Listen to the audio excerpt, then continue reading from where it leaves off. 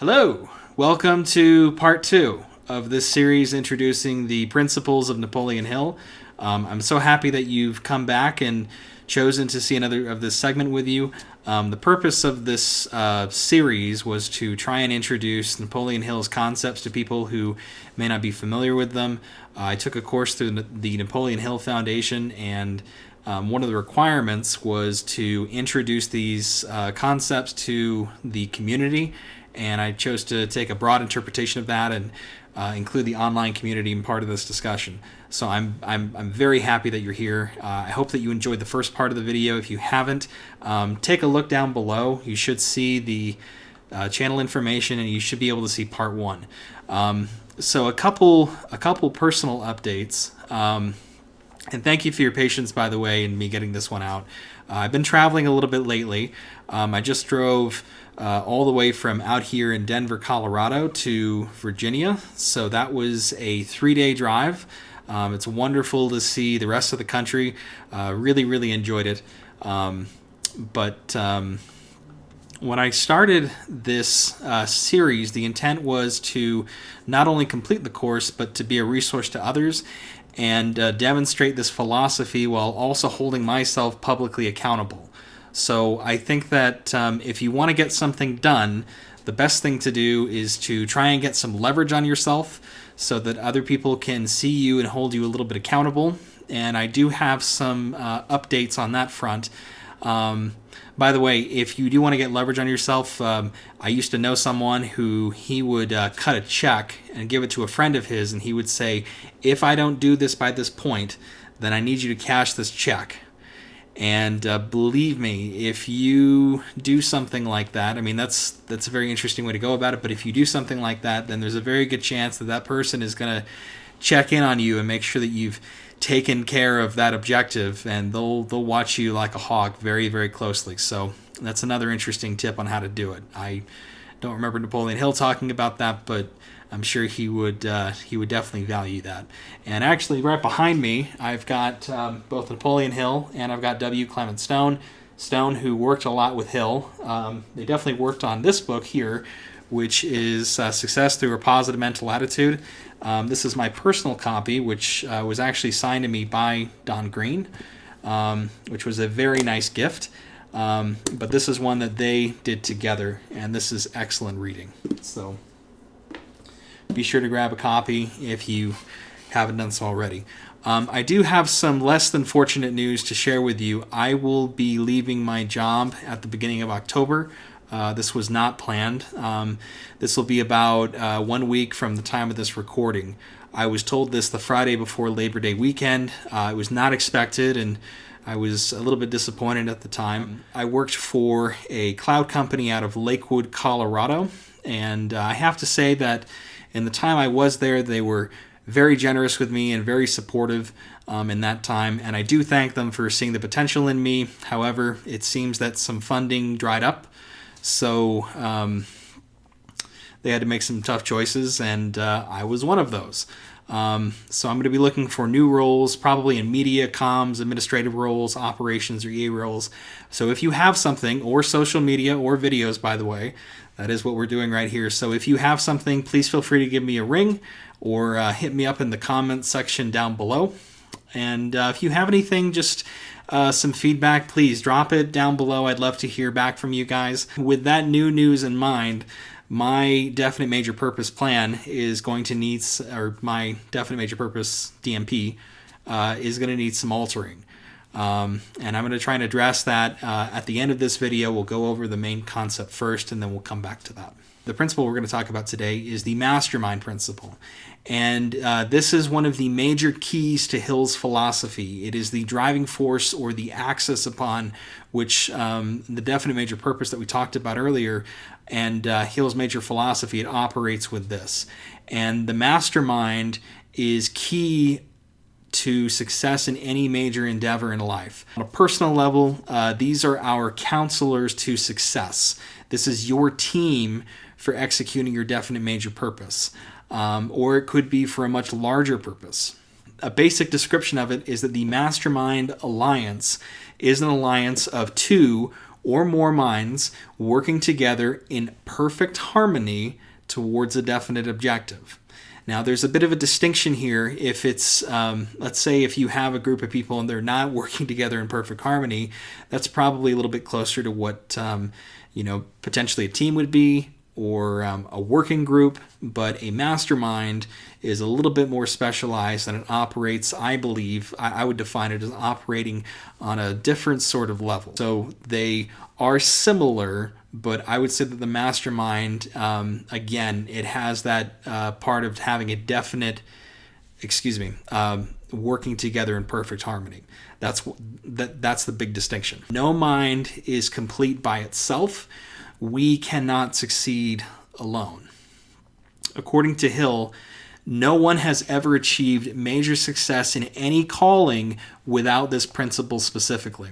Each member of the mastermind brings in their perspective and their experience to a situation. The sum is greater than each individual mind, and through the process, it creates a third mind together with experiences and storehouses of knowledge. All of the members in the mastermind group must submit their personal ambitions to the greater good of the alliance. This common objective stimulates more courage, the common objective of the mastermind group, that's another piece to it, that it has a common objective, it has a main goal, and that stimulates more courage than normal and prepares the mind for a state of faith. The mastermind alliance helps keep us on track when others are trying to take us off track. So if we have two people who are working towards something specifically, it's going to be a lot easier to keep ourselves on that. I think that, and I'm going to go a little bit further into this, but if you think about a relationship between a husband and a wife, in that arrangement, the two people can keep each other, much more accountable to one another. That's why there's more success. Like, let's say if you have a couple that's losing weight together, or if they have a common goal, if you have the two of them, they're holding each other accountable, it's going to be much, much easier, and you're going to get more success out of it. The Mastermind Alliance gives us access to the spiritual powers of all the other members in the group. Each mastermind group should have a definite purpose, as discussed previously. A couple of examples of mastermind groups. In Napoleon Hill's 1954 lecture, he says that Carnegie was the leader of his own, mastermind group. Carnegie had about 25 people who he used for manufacturing steel, and he identified this specifically as the reason for his success. So this would include his plant manager, his chief chemist, his main legal advisor, chief of financial staff, etc., etc. By having that larger group, he could coordinate all of the efforts towards managing his entire empire for building steel. A couple of other examples out there. The revolutionists of 1776 here in the United States. What's interesting, I think, what Hill talks about is that those particular men, obviously the Declaration of Independence was a big part of what came out, especially when I say 1776. But what's more interesting is before that, the creation of the Continental Congress, which was the body which resulted in the Declaration of Independence. So all of those men together, they formed a mastermind group to solve the problem which they were facing regarding Great Britain and regarding the issues of the colonies, and they decided that they would declare independence. That was the result of the Continental Congress. A couple of other examples: Mrs. Henry Ford. She pushed her husband Henry Ford during some of his most difficult periods. For Hill personally, he had a mastermind alliance with Andrew Carnegie and also his stepmother for looking towards his goals. And later on, he teamed with W. Clement Stone. So the two of these gentlemen worked together, and they created the Napoleon Hill Foundation, in my understanding. They created this book and many other programs and products together. So they worked in a spirit of harmony and were able to take Hill's works right when he was considering retiring, and they extended his influence much further beyond that. And it's a wonderful thing that they did that together. It really is. So a couple of other things to go on here. So if we think about on the individual level, I can tell you that trying to do everything alone and trying to do everything by yourself is a total recipe for disaster. It's a system which does not work very well. It's not very efficient. We need other people to achieve great things. If we think about major companies or major corporations, I mean, we have a lot of people in those. There's a reason for that, because you bring together all of those pieces and parts of expertise, and that means it can do something much greater than the sum of its parts. Perfect quote by Hill, by the way. No mind is complete by itself. It needs contact and association with other minds in order to grow and expand. So as far as choosing the members of a mastermind group, this is a very important process, because if we're not careful and specific about it, then,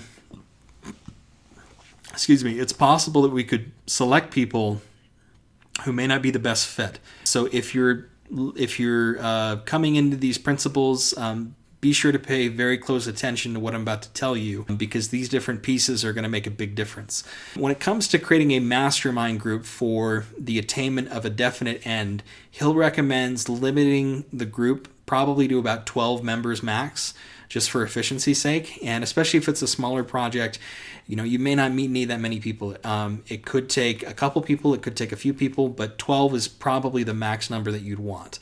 And of course, what I would say is, at least to you, the most important member of that mastermind group is going to be you. And we need to set the example of the group by being trustworthy and by being loyal with those members of the group. They're going to be looking to you specifically for leadership. And it's going to be one of those points where we need to step into that role and take ownership of the situation. That doesn't mean that you can't share the leadership, but as the person who's probably creating the mastermind group, we need to play a central role here in making sure that it's meeting what it needs to and making sure that it's getting towards its objective. So an interesting point that I think Hill talks about is starting with a mastermind with your spouse or your significant other. You should not drag your partner unwillingly into any sort of venture. I think that for Hill on a personal side, he probably had that problem, and I think it's good that at least he brings that part up, because we have to be considerate of that. And I'm going to talk a little bit more about the spousal component a little bit further down in the video. Other people to consider for the mastermind group, mentors. Key individuals. If you're starting a business, who is it that knows how to do that? And we kind of need to think about it like if we're choosing employees for a business. If you've ever been part of a hiring process, it's, you go through a lot of people and you see a lot of different skills. And at the end of the day, it's not about if you like them as much as it is this person going to help me get the objective that I need at the end of the day? So that's something we need to, be aware of. A key thing that we remember as well, to be careful who we invite in, because we might consider to bring in best friends who may not be best at what we're doing. And if that person were to fail you, then it can be detrimental to that relationship in external ways. So just because they're your friend does not necessarily mean that they're the best person for that mastermind group. A couple other values. These are some of the key ones that Hill mentions about in his 1954 Chicago lecture. Members of the mastermind group need to have all of these values. They need to be dependable. They need to be loyal. They need to have the ability to do what you're doing. They need to have a positive mental attitude, go the extra mile, and have applied faith. So if they're missing any of these 6 things, be very, very careful. You want to make sure that they have all of them. So I'm going to repeat them again. They need to be dependable. They need to be loyal. They need to have the ability. They need to have a positive mental attitude. They need to have be willing to go the extra mile, and they need to have applied faith. Another thing to think about is, can they keep things confidential? If we're talking in a mastermind group, let's say it's a business group, are they going to keep what we're talking about closed and not take it out to other people who don't need to know what we're doing? So my take on this, I have a friend who lives in Virginia. His name is Adam Hayes, and we had a bit of a mastermind group a couple years ago. And I remember one day we sat down, we wrote out everything I wanted to do in life, and we made cards for execution. And within a couple months and a couple years, I recognized when I went back to them that we had accomplished many of the things that we had laid out and talked about. So it was a very liberating experience, and we would meet regularly. We would talk about a lot of these things, and at that point in my life, it was definitely a very strong friendship, still has been, and we were able to get a lot done. So as far as compensation, you cannot ask someone to do anything without giving them an adequate motive. So the question comes, what will you give members of your group for their contribution? Is it going to be money? Is it going to be recognition? What is going to be the end game at the end of the day to bring these sorts of folks together? And in that process, we need to be fair and we need to be generous with that. If we don't give out that recognition, or we try and take all the credit for something, then somebody might get a little peeved by that, and they may not want to help you in your next endeavor. Recognition, by the way, may be worth more than money. I've seen that many times where that's just as valuable as getting something financial out of something. And going the extra mile it's going to be very, very important here, to show them that you're willing to do that and that you're willing to have the backs of the other members in the group. And we have to set the example as the ones who are creating it. We need to set the tone, and we need to set what the rewards are going to be.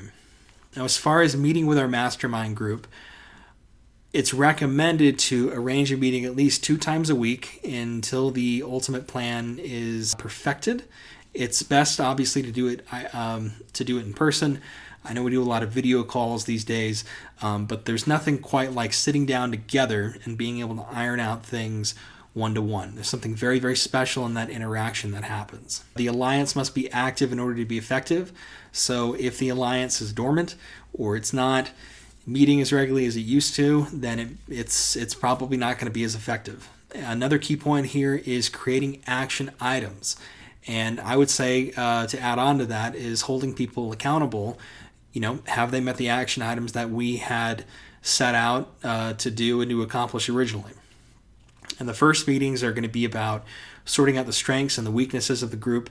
I think it's going to be, obviously looking at whatever the definite major plan is going to be and ironing out and kind of codifying what that's going to be. So it might be like, okay, we want to have a 15% increase of this within this many months. So you're going to need to tweak those sorts of parts out and see what's actually going to be feasible. And who knows, maybe the members in your group say, well, the numbers here are too low. We need to go a little bit higher than this. And that's okay. You come together and you can see what can actually be done. The principle cannot work unless there is perfect harmony. The greater the harmony, the more effective the mastermind is going to be. And again, dealing with everyone completely ethically is going to keep the harmony in check. It's important also to have no unfair advantages within the group. We, again, have to inspire confidence as the leader of the group and as the leader of bringing this plan to fruition. So a little bit earlier, I talked about the importance of having one's spouse or significant other as part of the mastermind. This is where the core of the team can really come together. And I think it's going to be important to bring them into that system, possibly expand it into the family. But having that core relationship, think about it. If it's the person who you spend the most time with and have the most investment with, there's no doubt that having them as a key part of the mastermind group is going to be a big, big component. Through the connection with the mastermind group, that's going to give you a greater connection with infinite intelligence, and that's going to help make things a lot easier when it comes to meeting your key objectives in this area. Okay, now comes the fun part where we're going to go into the definite major purpose plan, and I'm going to give a couple updates on where a few of these pieces are. So I'm going to go through and I'm going to recite the plan that I created before, and I've already put in a few updates in here, and I'll give you some commentary on where some of those things are. So, my definite major purpose over the next 90 days is to step into the role that God intends me to take. This will involve now 4 components: setting a longer-term career objective, adopting a healthier lifestyle, improving my finances, and completing tasks I put off. So as far as career, my objective is to set a new career path to yield high results over the next 5 years. I will review and analyze which paths offer the most growth and future opportunity. My objective is to pick a new role with long-term success in mind. I will look for roles in the following sectors: media, communications, administrative, operations, and politics. I will carefully revise and review all applications and cover letters, printed and spoken out loud, before submitting. It's just a personal thing. When I print something and I read it, I'll usually catch any kind of errors in there much easier. I will practice for interviews daily. I will tend to my personal network so that when a future job changes, I will be better prepared. This will include connecting with former colleagues, mentors, others in the field, and key influencers. I've actually done some of the stuff already just on the hunt, but I think it's important for me just to put it in there and codify it and make sure I hold myself accountable on it. I will analyze, here's an important one, I will analyze which trainings, plural, and skills I am lacking to create a separate plan to obtain them. My good old friend Microsoft Excel, I'm looking at you. Database management, possible AV training. I know I'm doing some of this stuff right now. I learned by doing, but there's probably a much better way for me to do some of this stuff. I will set up a secondary business stream to reinforce my current income. This is one that I think is going to need to be critical for times like this, and also just in the future. I've got a couple things that I'm doing right now, but I think I'm going to need to codify it a little bit more strongly here. Healthier lifestyle. There's a new one added here. I will read the Bible and pray daily. I just went to church today, which was the first time in a long while, and I think that more and more it's becoming apparent to me that this area is going to need to be addressed a little bit more. So I wrote this back then. I currently weigh 240 pounds. I started weighing at 240 pounds. For the next 90 days, I will commit myself to a strict low-carb diet completed with my spouse, Miss Katie. I will cease to eat foods and drink for pleasure, including fried and fast foods, candies, sodas, alcohol, anything which does not conform to this diet. So, to be completely honest here, I will tell you that I have had a little bit of fast food when I was driving across the country. I did have some. And as far as alcohol, I did have some, I think, when my brother came out briefly, and when I found out that I was going to be fired, I did have a couple drinks. Not something I'm really proud of. I know that I broke this part in here, and I apologize to you guys on that part. I think at the time, I just felt like I needed to burn off what I perceived as being stressed there. But that's not a good outlet for it, and for the most part, I've pretty much stayed off of that stuff. And I've definitely stayed off of candies and sodas. I think I did take a bit of a diet break when I was out in Virginia for a few days, but since I've been back, it's been completely strict on that. In fact, I'm at 233.6 as of this morning. I'm actually wearing shoes that it seems kind of silly just to show these, but I wasn't able to fit into these shoes I think it was like 2 or 3 weeks ago. And I tried them this morning and I fit in them fine. They're a little bit tight, but it's a nice feeling when you can come back into some of these things. It's crazy. When you put on weight, your entire body just changes. And I'm just not about that anymore. So I commit to working out or exercising for 1 hour daily over the next 90 days. So this is one that I still need to do. I was having the dog here in the apartment, and that was getting me out and getting me to do some exercise, but he is not here right now, so I'm going to need to go and do that this evening by myself. And sometimes if you don't have someone that's whining at you to take them out, then it's a little bit harder to get out there, and I'm not quite going to as many parks right now, but this is one that I need to do, and I need to hold myself accountable here on this one.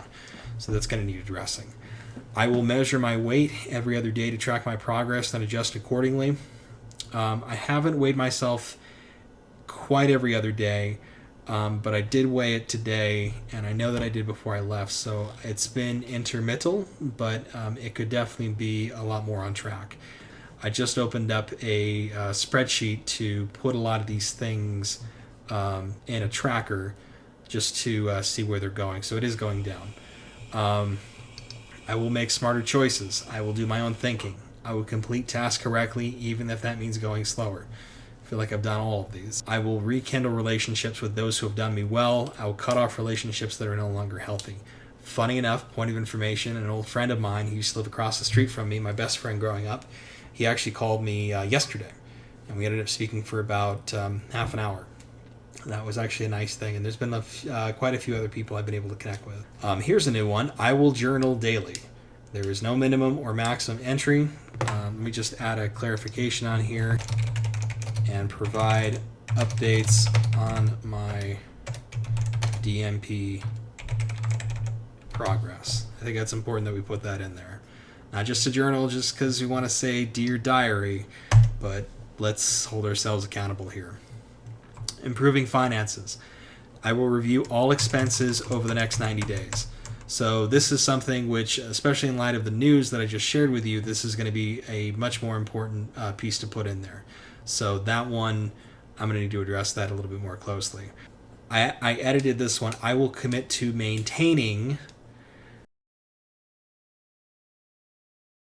expenses. Now I say maintaining because I had created the emergency savings account. Actually, I think it was just before I started doing this, but now maintaining that is going to be the tricky part, especially as some of the incoming finances are going to be a bit more constricted. Making sure that that's there, that's going to be a key part. I review finances daily to meet current obligations, rent, bill, etc. So that's going to be a new thing, is keeping an eagle eye on that stuff. I will limit my use of my credit card to special situations, emergencies, temporary deposits, etc. I will commit to consolidating my retirement accounts for greater compounding interest before the 90 days has been completed. So this one's actually in progress right now. This one's actually moving, and I just talked with my broker, my financial advisor, to put together the current 401k that I have and roll it together with all the other ones that I have so that it does compound over time and there is a better return on that. If they're in separate little honey jars everywhere, then you're not going to get the same interest that you would have if it's all together en masse. So that part is going to be changing. To rein in my finances, I will recommit myself to providing an accounting for outgoing expenses, seek additional areas of financial gain, and implement a positive, productive attitude in my future occupation. There's a saying that somebody told me a little while ago. This was in relation to business, but basically it's, if you don't know what the numbers are, then you're always right. Keeping an eagle eye on those finances is going to be a key priority going forward. I have to know what's in there. I have to know what's going out of it. And if you don't know, then you're right. And in this case, we need to be especially right. Completing tasks put off. I will review all personal items I've neglected for the last year, including personal projects, medical, spiritually, items at home, relations with friends and relatives, and compile these into smaller tasks into a list for execution within 1 week. I've actually got that list here with me. These include, but are not limited to, completing the Napoleon Hill, the final Napoleon Hill course requirement, which we're doing right now, so I guess I'm holding myself accountable on that one. Uploading new video content online, so that one I haven't done. That's going to need to be done here. Renewing memberships that have lapsed, that's another one that needs to be done. Finding a new church to join. I actually just went to one today, which I went to on Easter Sunday. It's a very nice church called Trinity Anglican over in Littleton, Colorado. So I think that might be a very nice one to join. Tithing, that's going to need to be done. Before the 90 days is complete, I will review this list weekly for completion or updates. So I don't know if I've been doing it weekly, but I have been reviewing it for some updates and adding some things in. I actually printed a copy of this and put it in my journal, at least the first one that I did, just so I could always have it with me as opposed to on a piece of paper. So that was one thing I just kind of came up with and it seemed to be helpful. A big thing here is it says, I will repeat this life plan twice daily, once at the start and again at the end of the day. I put this specifically in here because this is somewhere where I have been lacking. I have not followed through with repeating it daily in the way that it was intended. So that's an area of completion that I need to work on and make sure that I'm doing every single day, especially if I'm doing these videos talking about these principles. I will review this life plan next month to gauge its progress. I will sign this, it says the list, but I'll make it document as a mark of my dedication to its achievement by November 15th. We'll put 2023. Okay, so we've signed and dated it. And I'm just going to go through my journal here and look at some of these smaller goals that I put in.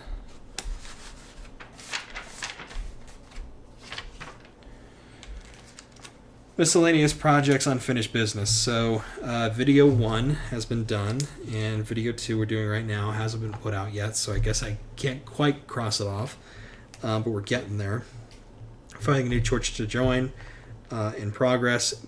I put on here music lessons because I've got a guitar that's on the back wall over here, and I've had it for a number of years, and I've never played it before.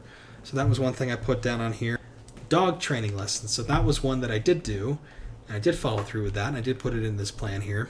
And we have a dog who had never been trained, and he'd had some, I think it was leash aggression issues. So the idea was to try and see what we could do to try and mitigate some of those. So that's actually been a success. And I've got one more session to go to once he's back into town. So I did achieve that one. Setting up medical appointments before November 2023. So interesting point. I did put these down on here, and I do have coverage through my current job until that finishes. So I did make sure that I did do that. So I got my teeth done, and I went to the doctor, had a checkup. A couple things in there I've got to follow up on. So let me just make a note there. So I take a lot of movie films and photos, and I don't have any here on my desk that I can show you, but maybe while I'm talking I can put on a couple things. But I did take some movie film while Katie and I went to the Middle East, and I recently had those developed, and I was able to share those with some friends and family, and that was something specific that I put down on here. And those can be a little expensive to get done, but they're very, very special, and they were a lot of fun to shoot. And to get that done, or at least some of those done, that was actually a very, very cool thing to just put forward, just to make sure that those got done. I've got a lot more to take care of over here, but it's been cool to do that. Let's see, uploading new video content online. So new webcam, that's taken care of here, a little bit better than the last one. Researching new ways to make streams better. So lighting, backgrounds, etc. Well, you can tell in this one that I've kind of blacked out some of the background. I had some people say, "What's that red thing in the back?" Or I can see your dog back there. So just changing up the lighting a little bit, I think makes for a better video. If you guys have some comments, let me know down below. I'd love to hear what you think might make these a little bit better. Breaking down current videos into smaller content to feed back to the main video. So that's something that needs to be done. Scripting ideas. This is a computer item, which I did do. Memberships that have lapsed. That's still to be done. Got a new cell phone. Yep, that's a big one. The other one was all cracked to hell. So I've got a different one here, which is nice. I think any kind of replacement furniture is just going to have to be on hold, just because the difficulty with moving it, and also just at the moment it's not exactly a high priority, so that's going to have to wait. And getting my desk cleared off, well, it looks like that's something I can probably take care of today. So now that I've gone through a lot of these things, I think there's probably a few more I can add on to here. But as far as the main definite major purpose update, so at the bottom, something I didn't do when I did the first one, I put here a signature and a date, because Hill puts in his book that it's important that when we create this sort of plan, in addition to holding ourselves accountable, that we sign our name to it and we put a date for its achievement. So in following through with that, Mr. Hill, I'm going to sign and date this. So we will, today's date, which is September 24th, 2023. I will sign that with my name. And of course, I'll print it out and get the updated copy and everything. And then when I'm done, I can put this copy and glue it into my journal. That way I've always got it with me, and if I'm running late or something, I can read it while I've got it with me on the go. Those are the main things I wanted to share. Big shout out, by the way, to a couple friends out there.